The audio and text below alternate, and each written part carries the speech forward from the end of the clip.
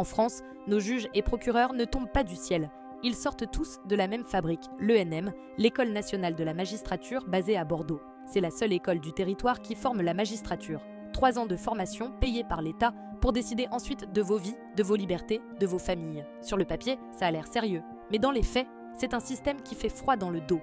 Les élèves, appelés auditeurs de justice, passent par une scolarité découpée en cours et en stage. Et c'est là que ça dérape. Plusieurs enquêtes ont dénoncé des humiliations, du harcèlement, un climat délétère. Voilà comment on forme ceux qui sont censés rendre la justice. Et attention au classement de sortie, à la fin de l'école, chaque élève est noté, rangé dans un tableau, et leur premier poste dépend de leur place. Autrement dit, ton avenir comme juge ou procureur ne repose pas seulement sur ta compétence, mais sur ta capacité à rentrer dans les cases d'un système fermé et opaque. Et comme si ça ne suffisait pas, on a inventé récemment les magistrats en service extraordinaire. Là, plus besoin de 3 ans de formation, 6 mois suffisent, oui, 6 mois, pour se retrouver ensuite à juger vos affaires qui pourraient bel et bien changer vos vies à tout jamais.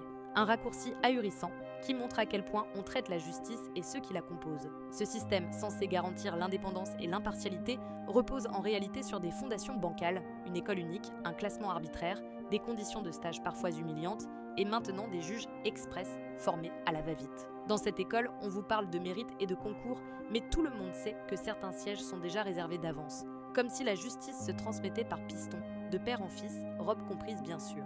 Alors posons la vraie question. Comment peut-on avoir confiance dans une institution censée incarner l'état de droit quand sa formation ressemble davantage à une loterie bureaucratique qu'à une école d'excellence? Je vous laisse me répondre en commentaire. Merci pour l'écoute, c'était Loisé Chandelle.